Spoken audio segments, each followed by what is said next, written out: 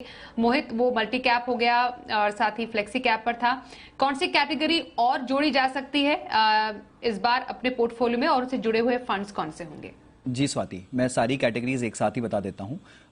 तो मुझे लगता है कि मिड कैप एलोकेशन जो अब निवेशकों को करना चाहिए वो काफी हद तक निवेशक सभी एक्टिव फंड्स के थ्रू करते हैं, बट यहां पर आपको एक पैसिव फंड का इंक्लूजन करना चाहिए। और वहां भी मुझे लगता है कि स्मार्ट बीटा पैसिव फंड, जिसे कि हम फैक्टर इन्वेस्टिंग कहते हैं, उस कैटेगरी को आप शामिल कर सकते हैं एक already existing active mid cap fund के साथ में।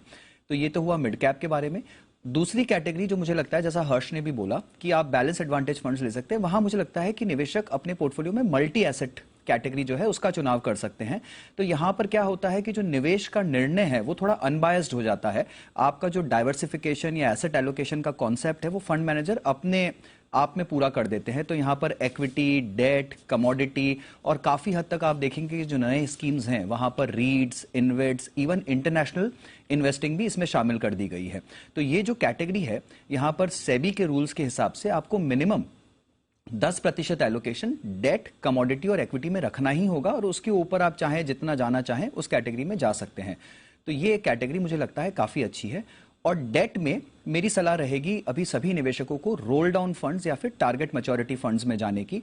तो जिस तरह से डेट का माहौल है, आपको इंटरेस्ट रेट की डायरेक्शन समझ में नहीं आ पा रही है। कभी लगता है कि इंडिया का inclusion sovereign gold bond index में हो जाएगा, बॉन्ड इंडेक्स में हो जाएगा, और रेट्स फिर नीचे आ जाते हैं। फिर लगता है कि इंटरेस्ट रेट ऊपर जा रहे हैं और यील्ड्स फिर ऊपर चले जाते हैं।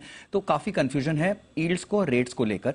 तो यहां पर ये जो कैटेगरी है ये एक ओपन एंडेड एफएमपी की तरह काम करती है। आप निवेश करिए, आपको पता है आप कितने मैच्योरिटी किस टारगेट ईयर के लिए निवेश कर रहे हैं, और आप उसको होल्ड करेंगे तो आपको उतना यील्ड मिल जाता है। तो ये 3 कैटेगरीज की राय रहेगी मेरी। इनके फंड्स मैं आपको क्विकली बता देता हूं स्वाति। जो mid cap factor based investing category है, वहां पर मार्केट में सिर्फ 2 ही फंड अवेलेबल हैं अभी, दोनों बहुत ही छोटे साइज के एयूएम पर हैं, बट मुझे लगता है ये कैटेगरी धीरे धीरे बड़ी होगी, और इसलिए ये मेरी फ्यूचरिस्टिक पिक है।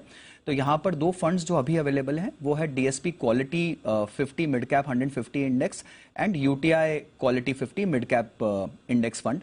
मल्टी एसेट कैटेगरी में मुझे pru ICICI multi asset fund और निपॉन मल्टी एसेट फंड काफी अच्छे लगते हैं। इन दोनों ही फंड्स में अच्छा कॉम्बिनेशन है कमोडिटीज का और दूसरे एसेट क्लासेस का भी।